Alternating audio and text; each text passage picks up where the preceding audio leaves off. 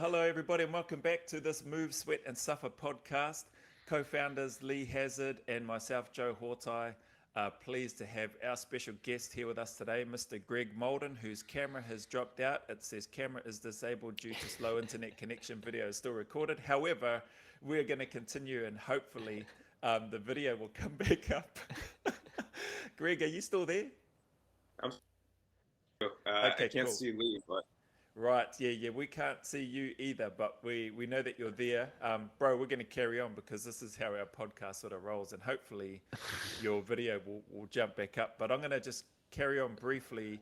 So Greg, obviously, he's got this awesome YouTube channel, which we'll get him to talk about, and we'll add in the links and stuff when we get to. But he's a former professional ice hockey player of 17 years. He's having played professionally in the NHL, National Hockey League, and American Hockey League, as well as in Europe. He retired at the ripe young age of 38 years young, and is currently the assistant coach with the US National Development Hockey Program. His position that I believe here he is, he's back, that he used to play in hockey when he was playing as a forward, whose goal, I believe, or objectives are to score and or to assist in goals. He's been influenced by Art Iron Wolf to create his own channel, which I just touched on, and we'll make sure that those links and that are in the descriptions, after being forced into bodyweight training due to COVID in March, I think, of 2020, or maybe this year. And the main purpose of what we really admire and respect, both Lee and I, about Greg, and I think everybody that follows him, is that he strives to just motivate and inspire others through his actions and put the work in. So for us, Greg, for Lee and I, it's a great privilege and honor to have you on, mate. Thank you very much for making time to be with us today. oh, thanks for having me. I appreciate it. And I've listened to a few of the podcasts, so pretty excited to be on here. Oh, man, that's great.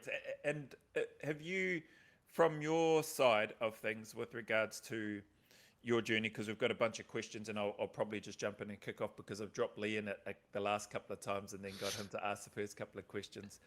But for yourself, Greg, I see that Art or Iron Wolf influenced your reason to create your channel. But would it be fair to say that you'd already been doing a lot of this type of training before, or was it predominantly shifting and lifting tin and throwing tin around? No, before, I guess before COVID, I was training like an athlete. I was using weights Yeah. a lot. And, to be honest, I actually started doing bodyweight training when I was a kid, working out with my dad. He was in the Navy growing up, and he, you just kind of see what your dad does, and he always doing his pull-ups and push-ups and dips. So just trying to follow my dad's footsteps, like just having fun. I didn't think anything of it. Yeah. And then, obviously COVID hit, and at that time I had ruptured my hamstring, so my season was technically over. Yeah, right. When COVID hit, I ruptured my hamstring, and COVID hit, so I wasn't playing to begin with. So then I had to come back home. I was in Norway at the time. I came back home to Boston, and I couldn't see anybody. Like I had to do all the Yeah. rehab. Like no one was gonna see me, so I essentially had to figure out how to do my own rehab. And so I just went on YouTube, and I just kind of started from the bottom. I just kind of I started going on little walks and trying to do things like that. I ended up hooking up with doing actually Wes Watson's program. I don't know if you guys Right. know who he is. Yeah, I know. Well, that's quite interesting. That's something I'd Yeah, probably like to ask a few questions about. yeah. I actually started with his program, and that's when I first started actually doing burpees. Not like I'm doing them now, but that's when I first kind of got introduced to them. I'm like, okay, um, burpees, and then yeah, I remember just being on YouTube trying to research more stuff, and next, I remember the first time I came across Iron Wolf's YouTube, and I was like, what the hell? This guy's just videotaping himself just doing burpees for an hour or so. I'm like, and then, at the time, I'm like, that just seems kind of weird. Like, so I sit here and watch him for an hour, and and then I kind of stepped away, and then I went back and forth, and then it got to the point where, like everyone else, like you couldn't get anything during COVID. You had, Yeah. even to get anything, it was like a scramble. So it just kind of worked out. I got one of those workout towers I could do pull-ups and dips on, Yeah. I had a few bungees that I had left over, and I think I ordered like a battle rope, and just Yep. kind of went from there. But yeah, Art was, I guess, the one that really kind of. I actually was one that kind of talked to him. And he's like, "Yeah, you should probably make one." Okay. Nice, awesome. So you had a chat with him, a little bit of back and forth, and he said, "Yeah, you should Well, make one." yeah, we were talking a little bit, but you know what really kind of encouraged me mostly to do it was I posted one of my workouts on my Instagram, Yep. and then someone was like, "Well, how do I know you did the whole thing?" And it shouldn't really How matter. I was dare like, you? Yeah. well, not something I would lie about. And then Yeah. it threw a back and forth conversation. He's like, "Yeah, you should make a YouTube." And I was like, "Okay." And all right, I'll do it. And yeah, Awesome. now here we are with all these YouTube channels and burpees. Yeah. Have you had any more people ask you again since on Instagram, how do I know you've done the whole thing? Yeah, I just kind of direct them right to the YouTube. Yeah. Good. Sorry, Lee, go, mate. No, like at first I was surprised because when you said you like was looking up stuff for your rehab, I thought, did he do an Iron Wolf workout for rehab? That's mental. But at the same time, Greg, having looked at your workouts, I would, that sounds entirely plausible. True.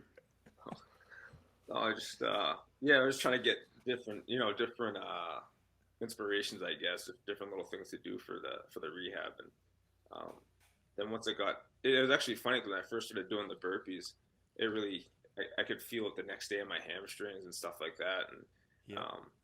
and it was one of those things I really had to take slowly. It had to be a slow progression of how often I could do them, how much I could do, and how much I could run and squat. And and then eventually just I stayed on it, got better, and now I can do now I don't even really care to do weights as much because now with the job that I have, I travel so much, I just don't know what the gym's going to be like. Yeah. Now there's never any excuse. I'll be outside in front of our team bus or be in a hotel room or it doesn't matter now.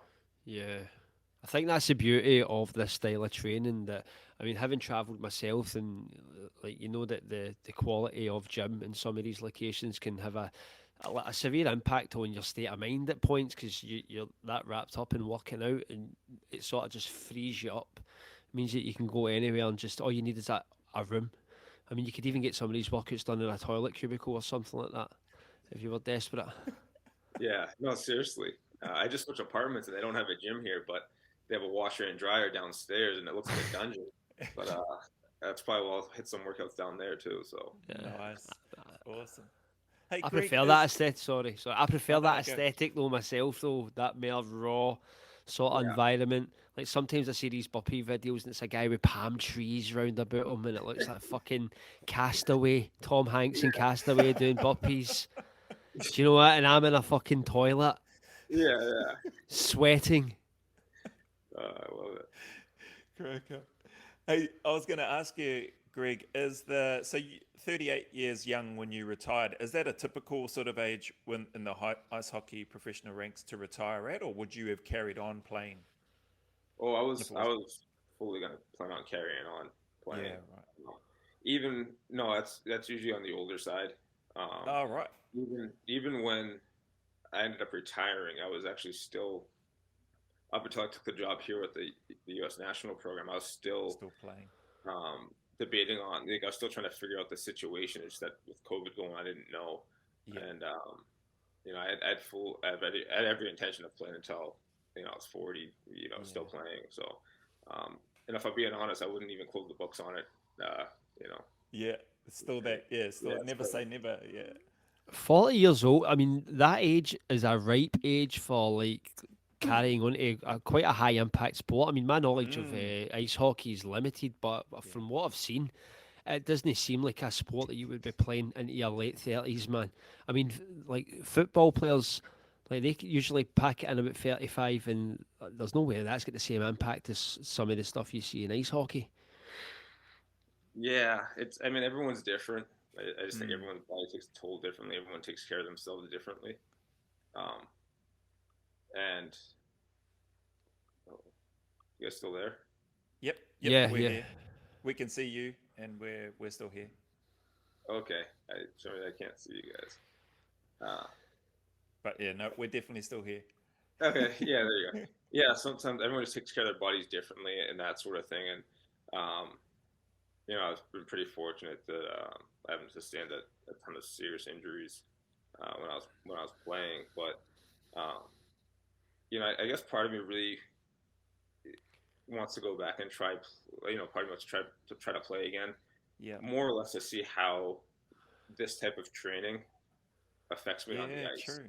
Yeah. To see if I'm still as strong and still as quick and stuff like that. That's honestly, that's more of just a maybe selfish type of independent research type thing for myself. Yeah. Yeah. It'd be interesting to see.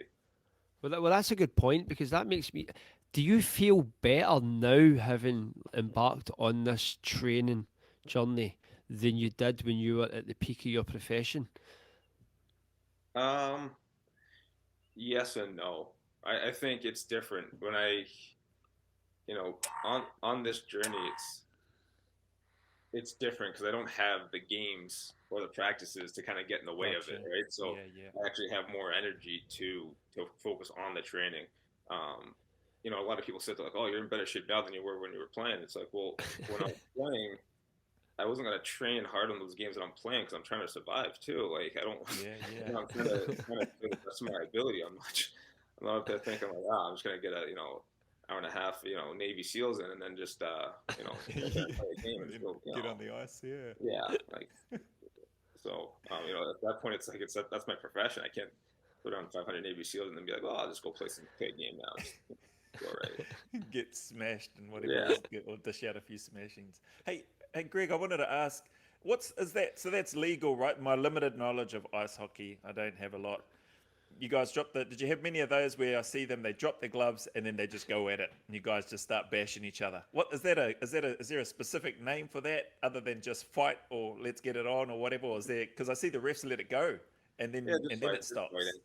Just fighting. And a lot of it is, it's a respect thing. That's what you know what I mean? Like, sometimes every once in a while I'll see someone really get hurt and that sort of thing, but a lot of it is a respect thing, if Lee's one of your superstar players and I hit him hard, and you got to come up to me and let me know that I can't do that. You know what I mean? Or maybe if I'm like a bigger person than Lee, and it's actually one of those things that say there's a couple where there's guys that that's all they do. That's their big thing is to fight, and I've hit them kind of hard. Troublemakers. It's like they're coming after you, and it's like, well, you can either have them chase you around the whole game talking trash to you, you can stand up for yourself, and that's what it is. And then usually once you drop the gloves, and whether you win or lose, usually it's over with, and then you can just go back to playing, and you gain a lot of respect from that from your opponent and from your teammates. So. Yeah. And is there a certain, because I noticed they let it goes for a while, is there a time period of where the rest, or is it just, it doesn't matter, there is no set time period, it'll just go I mean, usually once guys fall to the ice, unless they get up pretty quick, guys usually won't throw punches unless it's like a real personal thing. Most guys won't throw punches when they're on the ice, or just if you see like the heavyweight guys, like they just get too tired after a while. Like I think people are really misinformed on how tiring it can be to hold on to someone and try to throw, and they're holding on to you, and you can't really hit anything. Maybe it's late in the shift, so you've already been out there for a minute and a half, and you got to fight for 45 to a minute. It's not the easiest thing to do. Yeah, I bet. It doesn't look like the easiest thing to do. No, and it's not something that you technically want to do. I had plenty of guys, especially in the minors that were on my team that were fighters, and their hands are just their knuckles and hands are just swollen, and every day that they do it, it was just, you get a lot of respect for those guys, and that's why it's starting to fade away. But a lot of guys have lingering damages to their hands because of it. Yeah, cool. No, that's good. Thanks for that. Hey, I've got some. I'm gonna jump in with a handful of rapid fire questions for you, Greg. And the intent behind these, I'm pretty sure Lee's got some as well. But it'll help sort of for us as well as hopefully for the audience, maybe build a little bit more of a picture about yourself, and then we'll delve into some other questions with you. But the intent of these is some of them as you go through is just to give us your answer. your answers based on these, but you don't really, not at this stage, get a chance to explain or go into detail about them. Is that all good? Okay, sounds good. All right. So we'll start off with a couple of easy ones. What are your 3 favorite exercises? Ooh, You don't get probably to explain. probably the drop lunges, Drop pull-ups, lunges, pull-ups, and maybe the 8-count bodybuilder. 8-count bodybuilder. All right. Cool. 8-count bodybuilder. Got it. Favorite food? Sushi. Sushi. Favorite cheat meal?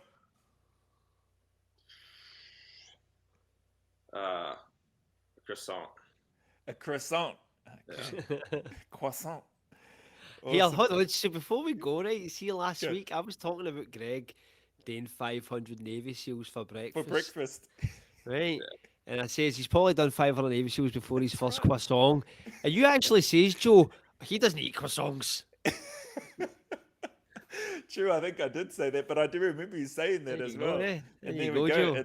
It's his favorite cheat meal, croissant. Favorite movie? Shawshank Redemption. Shawshank Redemption. Awesome, classic. And I'll ask you one more for now before I let Lee jump in. Who wins out of Robert McCall, Jack Reacher, John Wick, Jason Bourne, or James Bond? Who wins? Oh, jeez. Jason Bourne. Jason Bourne. Awesome. All right. Those are my quick rapid fire. I'll have a few questions around those later. Go on, Lee. All right. Favorite burpee variation? Ooh. Yeah, probably the 8-count bodybuilder. All right. Favorite YouTube channel? Yeah, there's a few. Yeah. Honestly, honestly, you're gonna laugh. My favorite one is it's called Mr. Creeps. It's like like a horror story thing. Mr. Creeps. Yeah, Mr. Creeps. He's All actually right. I listen to him all the time. I listen to that Right, all the time. What are you doing? Yeah. I'm coming back to that one. Favorite burpee practitioner? Oh, that's easy. It's art. Yeah. Favorite routine? Legs and lungs. Excellent. Favorite ice cream? I don't eat ice cream often, but cookies and cream. Cookies and cream. There you go, quick fire. But Awesome. do you know what? Like I had to expand on the 500 Navy SEALs because I need to put this to Greg that was the inspiration for me bringing that up last week. 500 Navy SEALs was something that I'd put to the back of my head for a while, but then when I seen Greg doing it for breakfast, I was like, Jesus Christ, man. Like, who gets up in the morning and does 500 Navy SEALs for breakfast? I know, Greg Mauldin, he does that. It's actually funny because my last time I did 500 Navy SEAls, they were for breakfast too. They've done it like 5:30 in the morning. I just like, most of my workouts I guess would be done for breakfast, to be honest. I mean, I feel like I have to kind of start my workouts around like 5:30 in the morning, Yeah. and that's done by we'll say 7:15, so then I can start work. So they're technically all done before breakfast, I guess. Yeah. So that's the added pressure of getting these like routines in. Yeah. Well, I just know myself. Like, I want to get them in the morning so then I can work, and then I can go to Jiu Jitsu at night. And if I don't do it that way, then I can feel it in my body if I'm just like, if I don't do it in the morning, like I'm kind of bitter the whole day, and I'm like I'm more upset with myself, like, oh man, like you slept in, like what a slacker, like man, you got good stuff you're doing, So it's just on the way I feel. And then I have my kids, the kids that I coach are like, hey coach, how many burpees you do today? And I'm like, I didn't get it in. They're like, what? So I got people that, the kids always get on and be like, hey coach, how many burpees you do today? And they're like, and then guys will be like, man, you see his Instagram? You got that 500 Navy SEALs in, so like, I got to make sure that they see me getting after it. Awesome. Do you use the burpee as a punishment to the kids? We've had that a few times. We had it. Yeah, like it's actually pretty funny. Like I remember one day it was a pretty hot day out, and I did my workout, and then the kids were kind of just like milling around doing nothing, and they're trying to figure out what they wanted to do for him. And I was like, "Oh, I'll take him on a little workout." And then the head coach was like, "Yeah, really?" I was like, "Yeah." So went for a little run, and then we just got to this parking lot, and I just put him through some burpees, some 4-count jumping jacks, just some squats, and it was funny because like the other coaches came out and they're watching, and these kids are like, "Oh man." And I'm thinking to myself, man, we haven't even hit 100 yet. And it wasn't like we're just like, I was doing burpees and then some jumping jacks and some squats and then, some knee lifts and then, some chain breaker, just like open up. And I was like, we haven't even 100 yet. And some of these kids are passing out. So it was, Did you get worried? what's that? I was saying, did you get worried at that point when you seen some of the kids in the state they were in? I didn't get worried until like one kid was like, we like stood back up and he just kind of stayed down on one knee, and I'm like, I was like, "You okay?" And he's like, "Yeah, I'm good." I'm like, "So why can't you stand up?" So he ran back to drinking, got some water. But I've done it with a few guys. I did it with a few guys last year. They jumped in and came on. I was doing it on Instagram, and I finished a workout, and they came on. They're like, "Hey, I want to come on Instagram live," and I was like, "Okay." And I think we only did like 150, and they were sore maybe like the next 2 days. It was funny. Like, it was like, "What's wrong with them?" They're like kind of walking like, That's awesome. But yeah, and it actually pretty cool since I ended up catching COVID when my team went to before they went to the World 18s last year. Right. And it was pretty cool. They sent me a montage of the kids are doing burpees, and they sent like a video of them doing burpees for me. So it was pretty cool. Nice. And that's why you were unwell, did you say?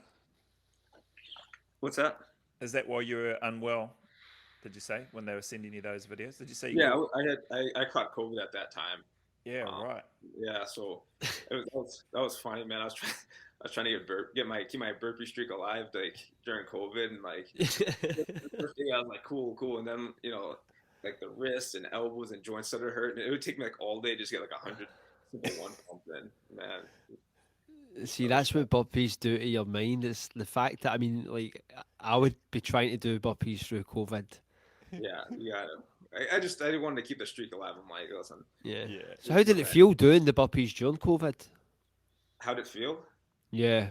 It was terrible. Like, sounded terrible. Yeah, it sounded like it was terrible. I mean, like my back was hurting and the joints were hurting, so I couldn't do it on my hands. I had to do it on my knuckles because it was like hurting my wrist. So I was like, I got to figure out a different way to do it. But you know what? Got them done. Yeah. Because it's a minimum for you, 100 a day you do, eh? Obviously, is it usually a heck of a lot more, but that was the streak at the time, is it? Yeah, it was a minimum 100. I started actually with it was the first time I really started doing Iron Wolf's challenges. It was his July challenge, I guess of 2020, and it was like this was the first time I really started I really focused in on it.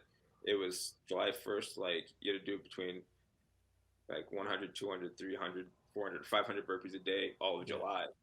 And so since I was just getting used to it, I was like, all right, challenge accepted. And I was doing 100. I was doing 200 burpees a day, and sometimes it'd be like 200 3 pumps, 200 1 pumps, whatever. And then I got to August, and I was like, well, it would feel awkward now not doing burpees. So I was like, I'll do 300 a day. Yeah. I did that, and then one of my old teammates over in Switzerland was like, hey, G, how long are you gonna go for? And then I was like, I don't know. And then now we're on like day 507, and it's awesome. Kind of taking on its own thing now. Awesome, brother. That's great, man. And you're 39 now, or are you turning 39? I'm 39. You're 39 now. Awesome. Yeah. And how long have you been doing jiu-jitsu for, Greg? I started that this August 1st. So wicked.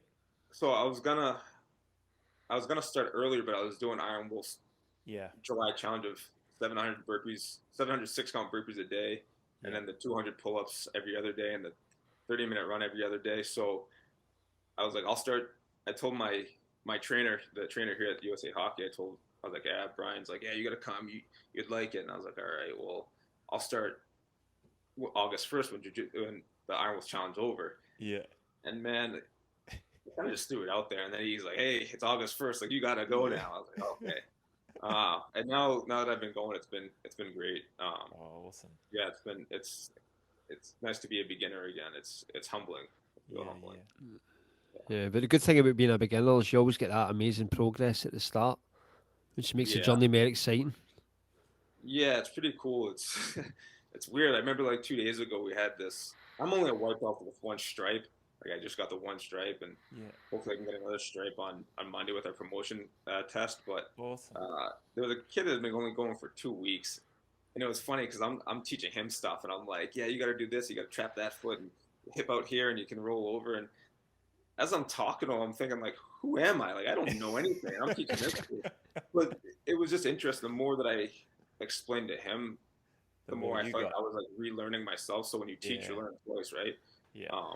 So it was really cool to be able to help this new guy out, and at the same time, I'm like, man, I've learned a lot in this short amount of time, and you know, and I still don't know anything. So it's pretty exciting to see what the future holds with that. Yeah, it's an interesting point, because I genuinely believe that the beginning phase is the best phase of any fitness endeavour.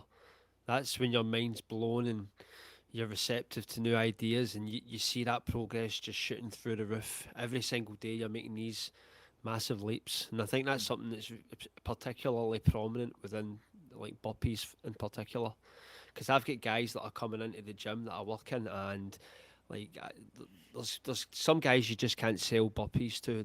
They'll try a burpee, they'll get 10 in, which actually is reference to you putting these young guys through 100. I think we forget how hard 100 burpees is for most people. Like when we do 100 burpees, it's relatively simple, but when you try to get somebody into burpees and you get them doing the first 100, it's insane watching them. You actually feel like they're about to die, some people. So I've got guys coming in. Sorry. No, I agree with you. It's funny you say that, because you think about, I think about the first time I was doing just 100 burpees, and it's such like people focus so much on that number of 100. And even now when I post, I'm like, just a quick 100. They're like, what do you mean a quick 100? And it's like it almost, you almost have to catch yourself sometimes. I think not just to like just do the burpee and just like, I'm done. I did the burpee. Like when I know like the day's just gonna be like 100 that day. Like sometimes you just want to make sure you're doing it with like the cleanest form possible, and doing it as good as possible, because I find myself like some days when I'm, just doing like a active recovery or a mobility day where I'm just like, okay, I'm just going to get a quick 100. Like I actually find those days to be so much harder than hitting like 500 two pumps, because you're not with the same focus, like some days I'm just wearing like my sweats and I'm not wearing like my gym gear. So those are actually, some days are tougher for me. And I'm just like, man, like this 100's hard. Like how do I ever do, like 500 unbroken or something, or something like that. Awesome. So what are the burpee milestones that you've accumulated throughout your sort of burpee journey? How did you progress it? Like, for example, for me, it would have been like the first big one is reaching 100, then 100 unbroken, then 300, and you have these wee milestones that kind of give you that confidence to take it to that next level. What was your structure with regards to creating these milestones to sort of cement your journey through Burpeesville, so to speak? Milestones? I mean, a lot of them first obviously came with Iron Wolf's programming.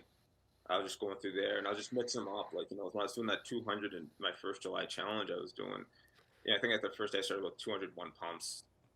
And I wasn't even thinking about doing anything unbroken at that time. Like, I was like, I would just kind of go, but I wasn't thinking that we're going to be unbroken or anything like that. And then I was thinking that I would do like 203 pumps, or then I'd do maybe like 25 one pumps, 25 two pumps, 25 three pumps, 25 four pumps, and I'd do 2 rounds of that or something like that. And then yeah, and then I don't know when. I think it was like everyone else. That movie Shot Caller, saw that, and they're like 500 Navy SEALs, and I was like, wait, what? And I remember the first time doing that. So during this whole COVID thing, when I came back, I didn't have a place to stay back home in the States, so I was staying at my mom's place, which is pretty funny.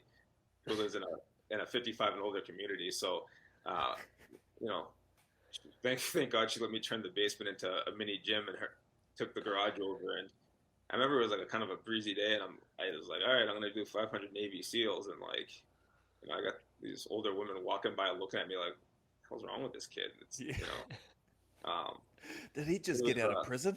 Yeah. It was like, you know, and I remember just thinking like, as you're going through it, like the Navy SEALs, you do 10 Navy SEALs, you're feeling it to begin with, right? You're not. Yeah, 100%. And I remember getting, as I'm going, I'm like Jesus, like this is gonna be a while. This is tough. And then I started figuring out, all right, you know, if you can get certain amount done in a certain amount of, you know, minutes, you can try to keep a good pace, you know. But it got tough because obviously the Navy SEAL is tough, and I couldn't stay on that pace for a while. But then I remember, I think it was maybe later on that summer, Art did a tribute to some fallen soldiers. He did like a tribute one. He did 1,000 burpees, and then I was like, all right, yeah, I'm gonna try this too. So I did that, and I was like, oh, that was, you know, that was tough. That was real tough. And I was like, okay, like, then I ended up doing, you know, another sequence of 500 burpees where I did like 100 one pumps, 102 pumps, 103 pumps, 104 pumps, 105 pumps.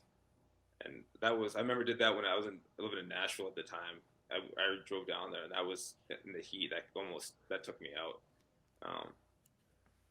And then, yeah, so a lot of the routines came from Iron Wolf.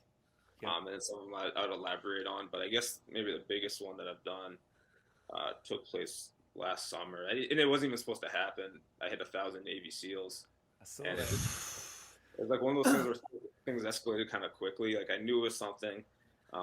Another guy did it, Jaguar something. Yeah. And he was like, oh, and I hadn't really been doing Navy SEALs that much. And he's like, hey, Greg, you're up. And I was like, oh, yeah, okay, whatever. And I remember just, I didn't even prepare for him. Like when I mean prepare, I didn't even have enough water with me. I didn't set out, because I went to a local park. I didn't set out saying I'm gonna do. I remember, I think I just turned the video on. I'm like, oh, I'm just gonna hit some Navy SEALs today. And then I got, you know, I was at like 100, and I was like 200, and then I got to 500 Navy SEAls, and I was like 501, and I was like, all right, well, I'm closer to like, I was like, let's go. And I think the only thing that was tough though is I ran out of water, and I was, and that's probably I guess the best part of that video.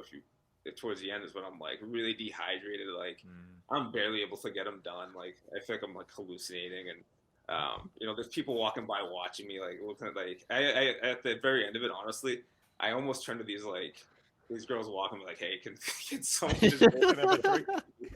Like, I remember calling my buddy, and he's like, what's going on? Like, I just did 1,000 of them. Actually, I did 1,001 Navy SEAls. I did an extra one. I remember, I was like, and yeah, that was a tough recovery that whole time, because I didn't prepare. I didn't say, hey, actually, I'm doing 1,000. I was like, I'm just gonna do some Navy SEAls, and then I just turned into that. Yeah. Right, so I've got a wee bit to unpack here, right? Just like, did you do 500 Navy SEAls before you'd ever attempted 1,000 burpees? No, I had done 500 Navy SEAls, I think, twice before that. So you'd done 500 Navy SEAls before 1,000 burpees? Yeah, I did it twice. Yeah. Jesus. Yeah. And that was a thing too. Like you know the pain of 500 Navy SEAls, and then you know what I mean. You try to think about, like, even now, someone's like, "Oh, well, the next time you do it," I'm like, "The next time?" I'm like, "No, I'm good." Like, yeah, tick that box, thanks. Yeah. You've took that a few times. Man, that's incredible. I mean, like Navy SEALs are the most brutal burpee variation, in my opinion. Like you said, you can be doing burpees for years, but you hit that 10th Navy SEAL, you feel that pain just shooting through your deltoids, and you then have to deal with the mental trauma that just hits you wave after wave after wave. Because Yeah. it's just it obliterates you. But to do 1,000 is just like I've got so many emotions running through my head right now. The first one is like I'm in awe of somebody that can do 1,000 burpees, but now I'm a tad upset because now my 500 feels really insignificant once more. And I'm thinking, Jesus, do I have to join Club 1,000 again?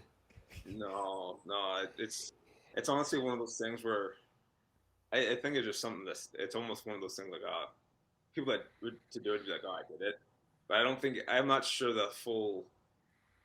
I mean, it took me like 4 hours, so it's not like you like you kind of have to have nothing going on. If I, I think if I prepared for myself for it, knowing I was going to do it, like if I said like the day before, if I was like, all right, I'm going to do 1,000 on Saturday, I would have probably drank more water and prep myself and like got going and really hammered it out. But to do it not prepared for it like that, On the fly.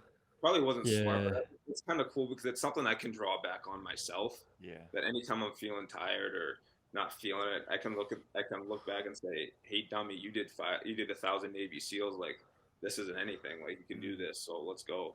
So I think at the Yeah. end of the day, what it's done for me is I guess callous my mind a bit to some of the other workouts and crap that comes my way, where I'm just like, "Nah, you've gone through worse. Let's go." Um, Yeah. so that's, I mean, because I can't even tell you you know, the official like benefits of that. Probably towards the end of probably watch There's it none. on. But I think the 500 Navy SEALs, like, I can, get that done in, under an hour and a half, and it can be a real I can feel it in my chest and my triceps and everything for a good day or two. So Yeah. I feel like I got a good Yeah. pump workout in, not just like I just did something to do it. Yeah, I think that's a very interesting point that you raised, and I think that me and Joe can identify with this, having done 500 Navy SEALs in the last week. I like personally couldn't prepare for 500 Navy SEALs. It's too brutal.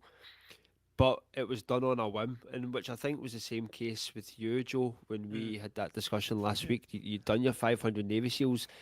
You wouldn't like planning that workout just would take so much mental like preparation, getting yourself built up for it. 'Cause, you get nervous before a hardcore burpee routine. So I think that probably is the best approach. Ultimately, is that ad hoc, just waking up one day and going, right, that's it. I'm doing 5,000 Navy SEAls. I don't care how long I'm doing this for. Just have plenty of water and some snacks, maybe. Yeah, A think picnic basket. so. It's actually funny the day that I went to go do them was just day 500, and everyone's always like, oh, you can do something crazy. You got to do something crazy for your day 500, and I was like, I don't know, like and it just kind of hit me. I was like, I haven't done the shot caller Navy SEAL workout in a while, so I was like, I just woke up and I was like, all right, let's go. And it was just funny because I remember doing it, and I was in Finland when I did it, and I just remember like people walking by at the actual gym, just looking at me like I've been here. Like they came in and they're like, this guy has been here before I got here, and I'm leaving, and he's still here. You know what I mean? Still here. Like what the heck's going on? But it is what it is. That's awesome, man. That's very, very cool to hear. I was gonna ask with regards to sorry, just going back a bit. Did you want to shout out your jiu-jitsu club where you train at currently and that sort of stuff? Yeah, Gracie Barra in Livonia, Michigan. Yeah, it's actually pretty cool. The head guy, Dan, he's actually a former Marine himself, Wow. like Art, and he's awesome. He kicks my butt. I go with him knowing he's a brown belt and he competes a lot. And I go with him knowing I'm gonna get my butt kicked, but it's awesome. Like I learned so much. Like yesterday we sparred yesterday, and I lasted 4 minutes out of an 8-minute round before he got you, which is awesome because before it was like within 30 seconds, and now I'm making progress. So yeah, it's little wins like that that make it awesome. And it's just a great community. It's, you know, it's funny because I remember one of the first classes I went, the first weeks, I went was all defense. That's all I was learning was defense, which is perfect. But Friday is always sparring, and you have to do, it's like 6 rounds, 8-minute rounds, and you switch partners every round. So you get one, and you get a 1-minute rest in between each round. And I remember one round I was like going with this, I think she was another white belt, but she had 2 stripes maybe, or a stripe, and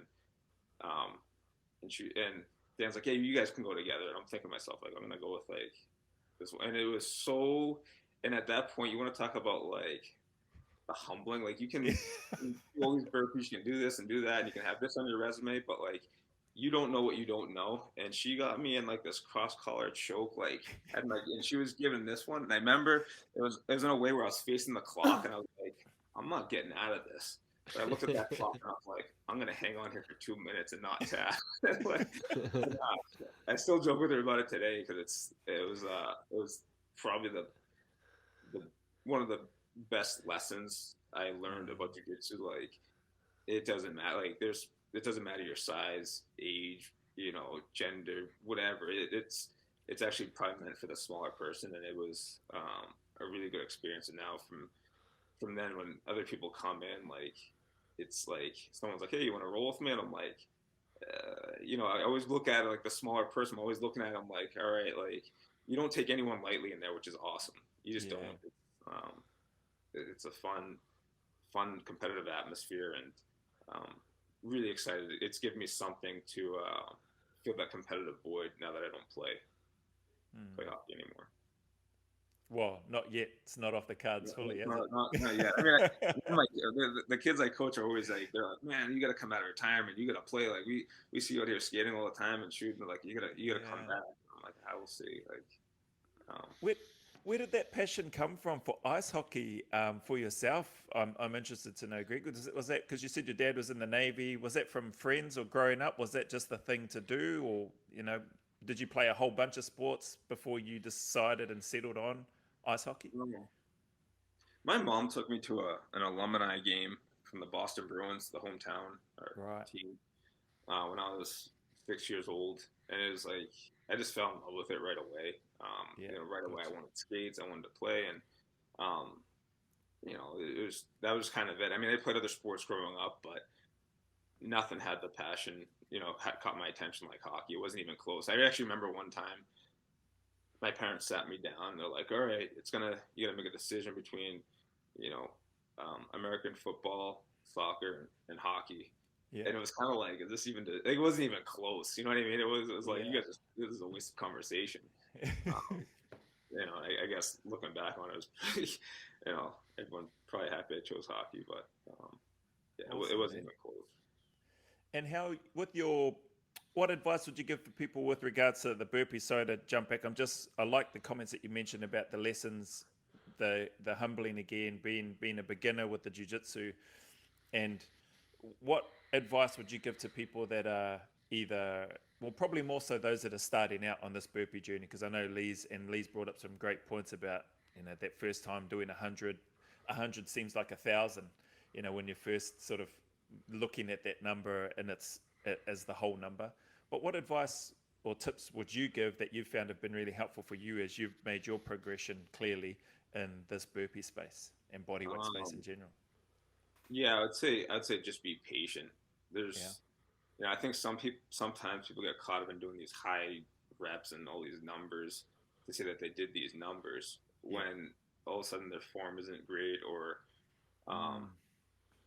and that sort of thing. I think, you know, do 100, and this isn't something I'm going to say for myself, because I think artists said it plenty of times, like, give me 100 good clean ones, see if you can do those unbroken, and then, you know, and be able to do that consistently. Like, you could go down at any moment, someone could be like, "Hey, hit 100 burpees," and you could hit them clean, and be able to do that where it's like almost second nature to you. Yeah. Before you start bumping up and doing all these variations and that sort of thing. I think, like I just said before, we get enamored with, I want to hit 500 this, I want to hit 500 Navy SEALs, and I want to do that. Like, it's okay to to be a beginner and be there for a while. There's no shame in that. And I think what you'll find is, if you try to rush it too fast, you might get too sore, and then it's like, well, these you won't stay consistent with it. Yeah. And you're gonna find yourself saying, well, that's not fun. And that's what happens with a lot of people. Like anything, when you first start working out, you do it once and you're like a little sore, you're like, I'm not gonna do that again. But you kind of have to keep doing it, right? Yeah. And I look at people now, and people are like, oh man, aren't you sore? Aren't you sore from doing that? And it's like, and then I'm not sore until they say it. I'm like, I don't even think about it anymore. You just kind of do it, and your body adapts to it. And the one thing I think, another thing I'd say, which I've thought for a while when I've actually helped a few friends come along with the burpees, and they were getting frustrated, and they're like, oh, my body isn't changing, blah blah. I want to see, and I've always thought to myself that with the whole burpees and the calisthenics, I believe your mind has to change first before your body does, because it's a different beast than grabbing weights and that sort of thing. You really have to want it. You can't fake your way through it. You really can't cheat your way through 500 Navy SEALs or even 100 Navy SEALs.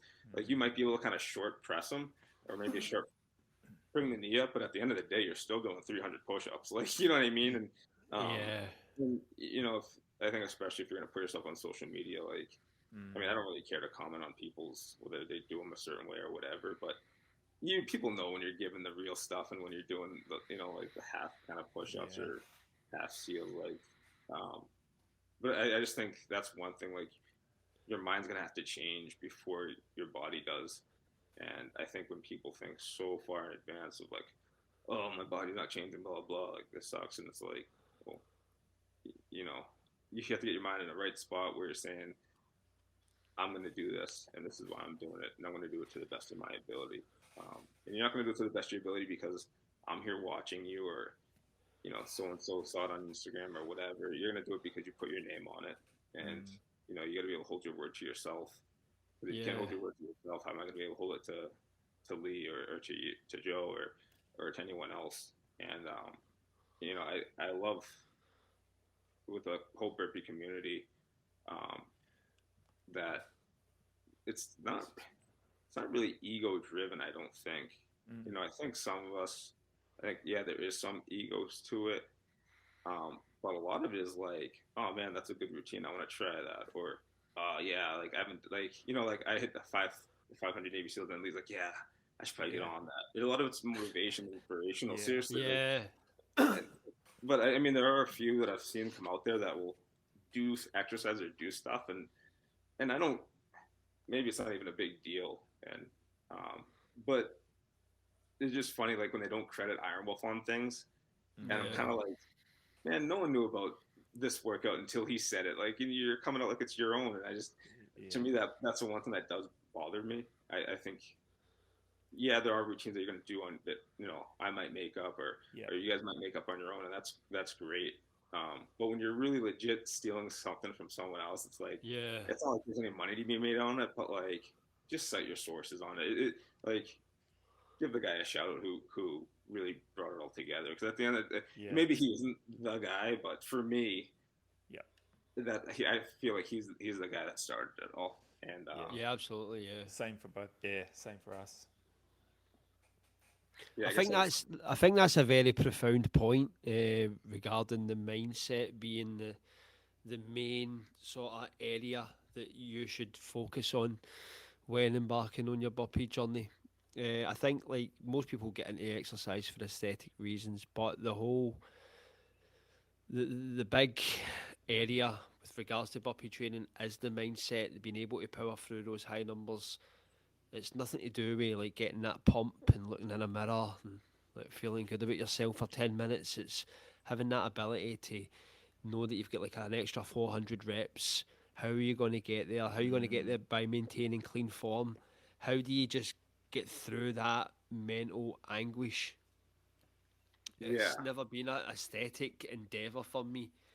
Although, don't get me wrong, in saying that, I've probably had the best like results aesthetically by doing it. Yeah. but No, I never went looking for it. no, you don't have to. I mean, with some with some of the challenges that Art puts out there, like your body has no choice. Yeah. Your body's kind of forced to like get caught up a bit. Change. Yeah. Like, I remember the July one that he had us doing was, 706 counts, and then you had to either run 30 minutes. It was like every other day you had to run 30 minutes, or you had to do like 200 pull-ups, and it's like your body has no choice. You know what I mean? Like, Yeah. except to get to lean out, and 'cause it's just you're just pushing it a ton. And I think that's the one thing people are like, well, I don't want to spend that much time. And I'm like, you'd spend 2 hours at the gym. You could spend 2 hours doing this, and Yeah. I guess what? It doesn't cost you anything. Yeah. Yeah. It's free. It's right 100%. there. Yeah. Great points. And I love, also the comments that you've made as well about, like, for both Lee and I, and we echo your comments, Greg. Yeah, Iron Wolf for us has been the person that's started this whole thing. And it's great having had Iron Wolf on the podcast. I think he sort of touched on, it's great when people, and Jared Miller spoke about this as well in the last one, it's great when people can grab or use what they put out there and then adapt it, either make it their own and do stuff. And I see you do that. Like, I love the legs and lungs stuff that I see you do, and the pull-up stuff and that as well. But I also really admire and like the way that you acknowledge those that have influenced you, and that comes through on your channel and the about piece in there, where this has come from, and just the way you add your own twist and flavor to it.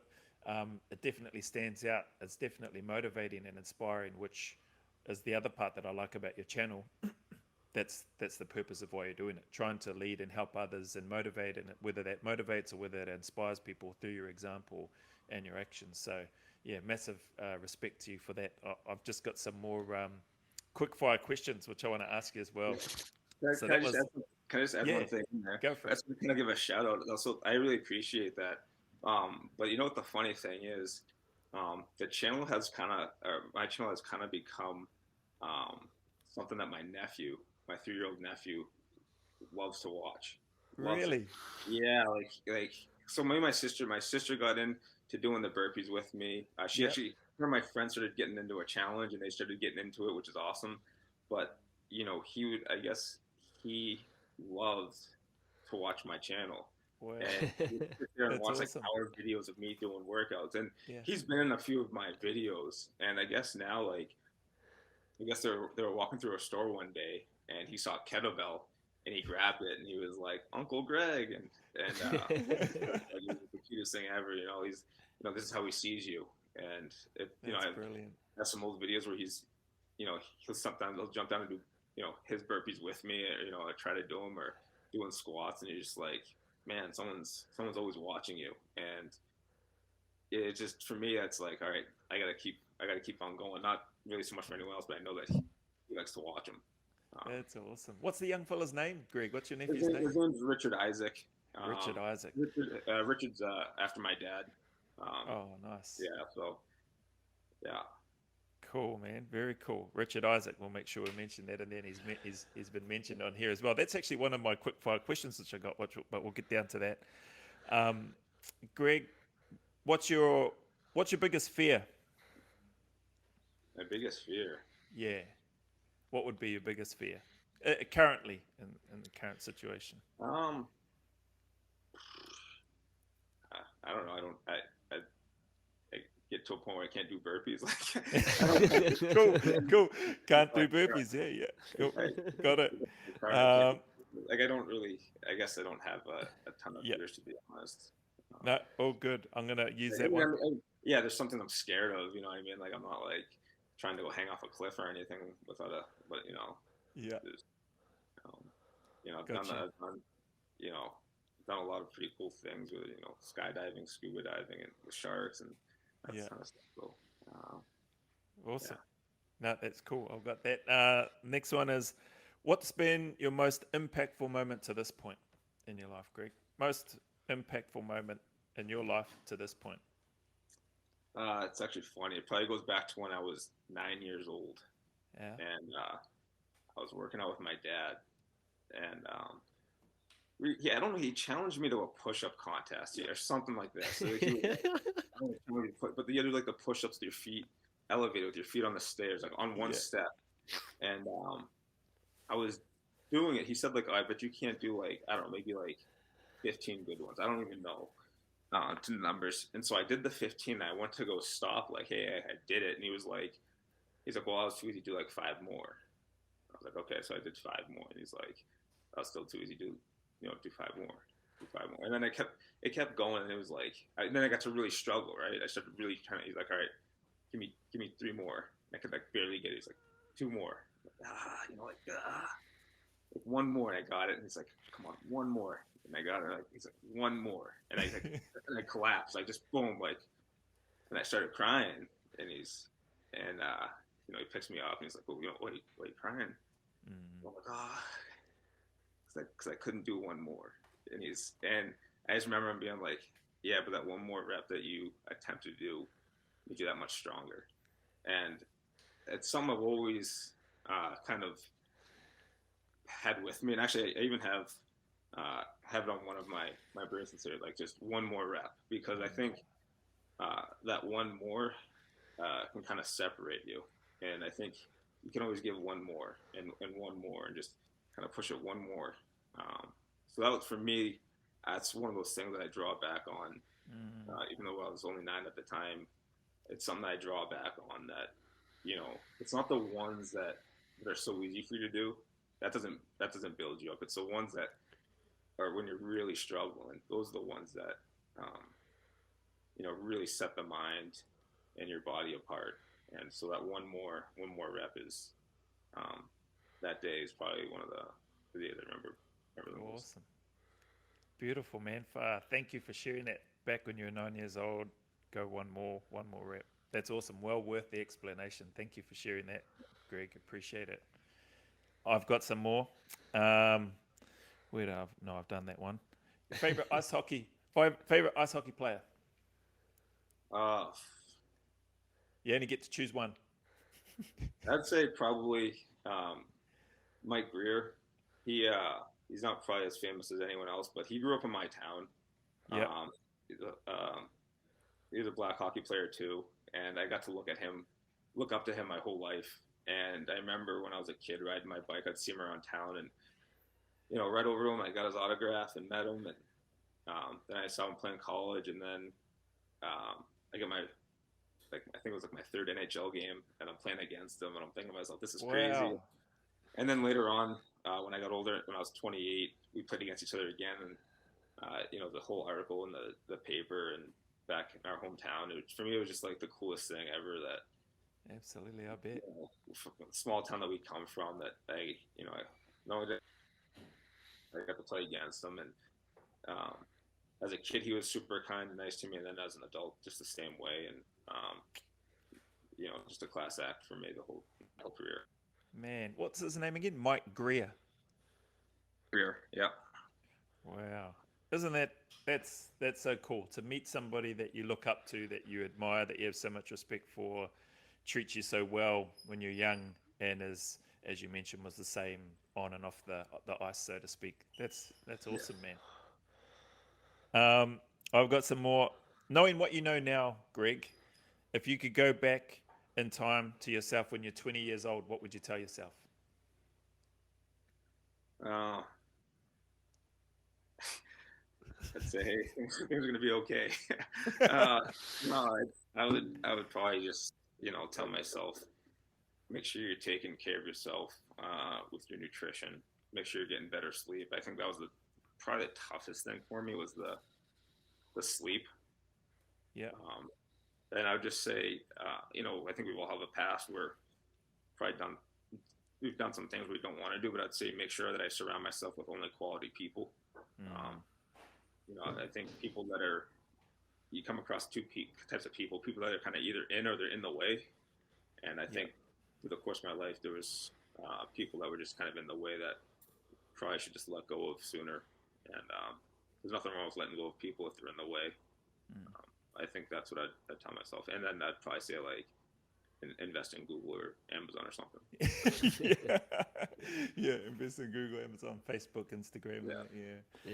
Awesome. No, good points. Who's your best friend? Jeez. I mean, I have a few of them. Nah, you only get to choose one. Yeah, I guess it's just fun. Um, For this part, you will get to shout out the other ones later. yeah, this is gonna start a little bit of war. Yeah, that's Okay, shout out your three. yeah. Okay, I can do that. So I got my buddy Lawrence Filoni. It's actually interesting. I went through a few periods where hockey wasn't going well for me, and it's crazy how things, just as arts and marine, I was this close to joining the Marines at one point because Right. things weren't going well in hockey, and I was like I'm done. Like I was like I'm in good shape, but I'm just gonna go join the military. Yeah. So he convinced me to. He's like, no, just give it another go and you'll be fine. So at that point I was 24, so he kind of Nice. helped me out there. Yeah. And then another good one, DJ Burr. Man, I've known him since I was 4 years old. Yeah, I got him on the burpee journey. He's been killing it. He goes back and forth. He's got a lot of people like, he's awesome because now he's like, I don't even need a gym. I just do this. Yeah. And then one of my other good friends, Jake Newton. We played hockey together. We played hockey against each other. Just very like-minded people. And we've always been there for each other with whatever's going wrong or trials and tribulations. But we've always been there for each other. Awesome. Been a great friend. And then I want to give a shout out to Mike Leone, the assistant coach here, who quickly we've become really, really good friends. In the short time that I've been here with the U.S. program, it's been awesome. Awesome, man. Yeah. That's cool. Lawrence, was it Lawrence? What was the surname? Lawrence Filoni. Lawrence Filoni, DJ Burr, Jake Newton, and Mike Leone? Yeah. Awesome. Yeah. I think Mike's kind of in there as a fault because we're around each other so often, like we're around each other more than we are, his actual family. So. Awesome. That's cool, man. That's very cool. And I've got the last handful here. What's your favorite genre of music? What do you listen to, or type of music? I like it all. I like a lot of hip hop. I like a lot of pop stuff. Yeah. Sometimes cool. my videos, I'm not even listening to any music. I just have them on so people don't bother me. Yeah. Like, you know what I mean? Because sometimes you don't have your headphones and people want to talk to you, and it's like, well, hey, I'm recording this, but sometimes I'll just throw them in and there's no music on. I still like the mental challenge of like getting through these workouts without doing it. And sometimes, people look at me and I'm like, no, music. I can't hear you. Yeah. Sorry. I like that. Favorite artist? I like the Roots. The Roots. Yeah. All right. And last couple that I've got, because I think Lee might have a couple. Actually, I've got three more. Finish these sentences. This is a little bit of general knowledge. Greg, finish these sentences. The Glasgow Rangers play what sport? I'm going to say rugby. Is he right, Lee? Oh. No, he's nowhere near it. They play football. Football. Okay. Cool. This next one. The All Blacks play what sport? That's rugby, for sure. Rugby. That's awesome. There you go. Yeah. Yes. And finish this sentence. My favorite podcast is... Well, I've only been on one, so this one right here. Yes. No, thank you, Greg. I appreciate that. Sorry, Lee, I hogged a fair bit of time because I was like, man, I'm keen to get these and I'm writing them down. No, I felt I was hogging the mic at some point, sir, mate. So you've evened it right out. Right, so I've got two questions. One is to refer back to something you said at the very start of the podcast, but one that I'm always interested with, guys, we talk on here. Who are 3 burpee practitioners that we should be watching on YouTube?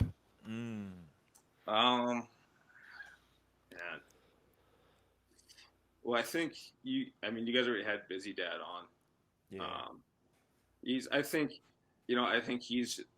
kind of says all he's good for busy dads, I think his workouts are short, quick, and right to the point. And he's got the theatrics a little bit with his introduction. I think, Joe, you tried one once. I was watching it.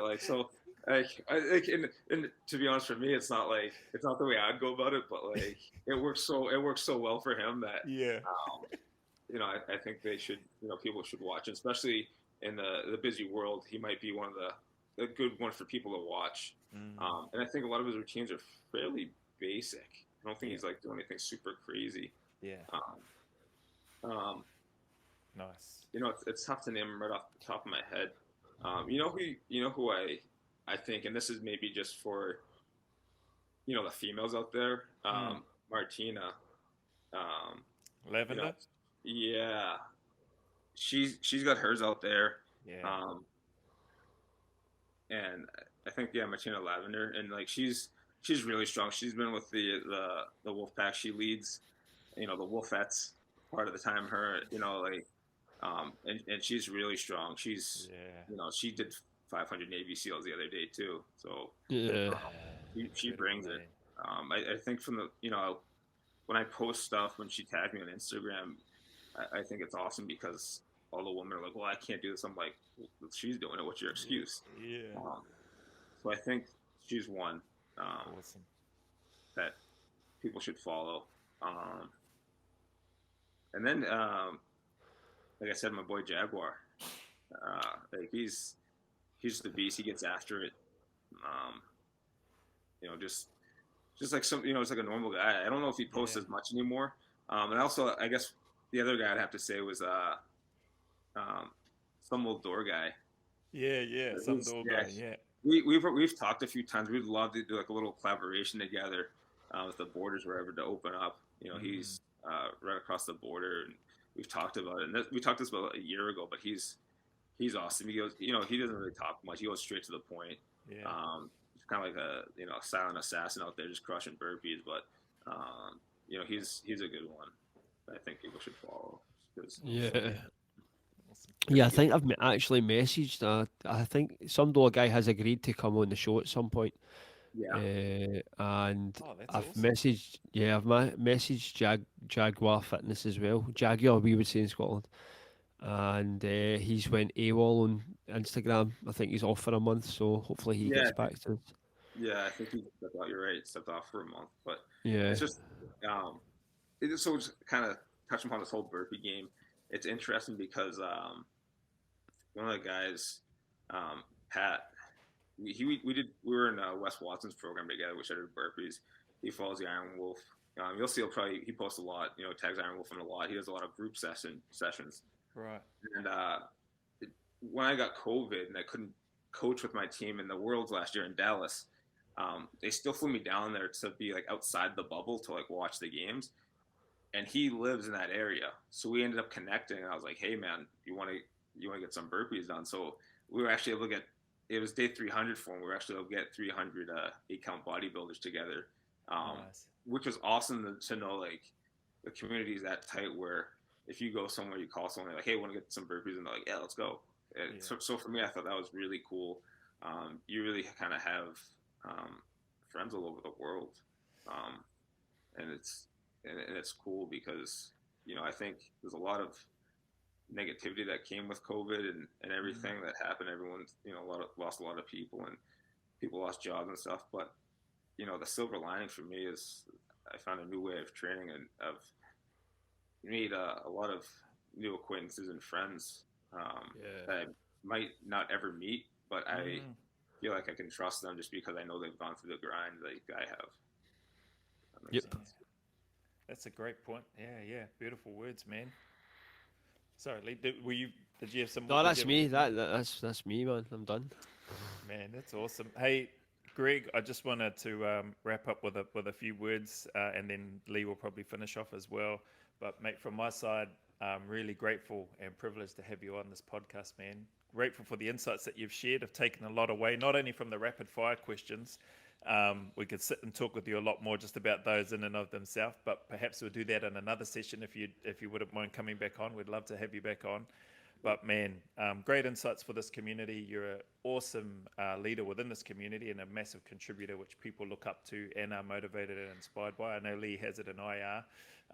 And we just really respect what you do, how you go about doing it. You're very quiet, very humble in the way that you come across in all of your videos. And you're pretty much like some door guy in terms of just getting straight to the point. There's a brief little comment. I'm going to do this, like the 1,000 Navy SEALs, going to do some Navy SEALs. Next minute, 4 hours later, 3-4 hours later, there's 1,000 of them done. But massive respect, huge amount of respect for you and what you do, and thank you for what you bring to this community, and thank you very much for coming on this Move Sweat and Suffer podcast, man. Really appreciate it.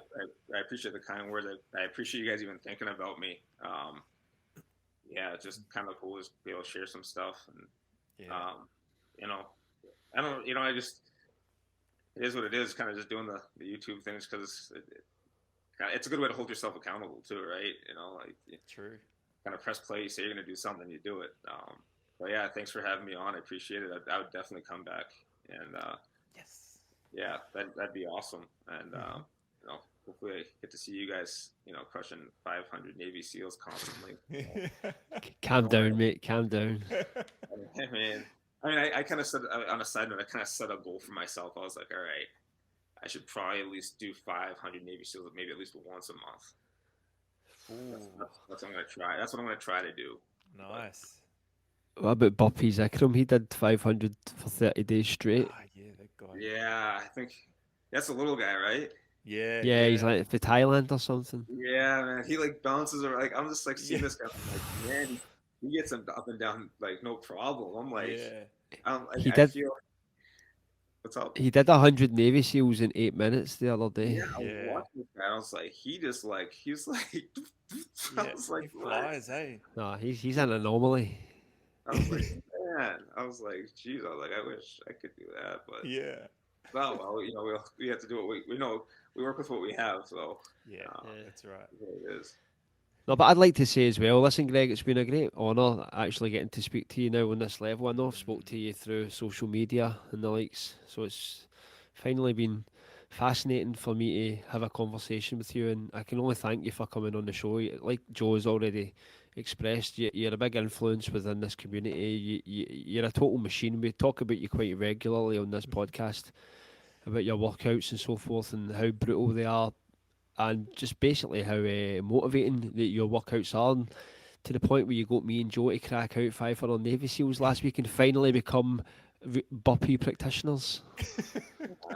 No, thank you. I appreciate it. I think a lot of it more, honestly, I think more of this stuff and paying it forward has more to do with that the kids are always around watching me, and I want to make sure that I lead by example, and I think I do it anyways, but I think there's a little bit more emphasis on me to do it, and just try to help out these kids. They have everything at their fingertips, and if I can maybe instill some sort of constant discipline and motivation and consistency in their life, then I've kind of won the day, I guess. So I appreciate you guys having me on here. It's been a pleasure, and if you guys ever run low on people to interview, I'm sure you guys won't, but I'll be back for a follow-up if need be. But thank you. It's been nice chatting with you guys. Oh, thanks very much, Greg. Yeah, no, thank you. We definitely want to have you back on. Again, thank you very much for being on this Move Sweat Suffer podcast, Greg. You're a great influence, great man, and we appreciate the way that you do lead by example. So take care, all the very best, and we'll be following with interest. We'll put all the links and stuff to your IG and to your YouTube channel so that people can get along, like, comment, subscribe, share if they haven't already, and we look forward to continuing to support you as best we can, brother. All right, thanks a lot, guys. Appreciate it. Bye. All right.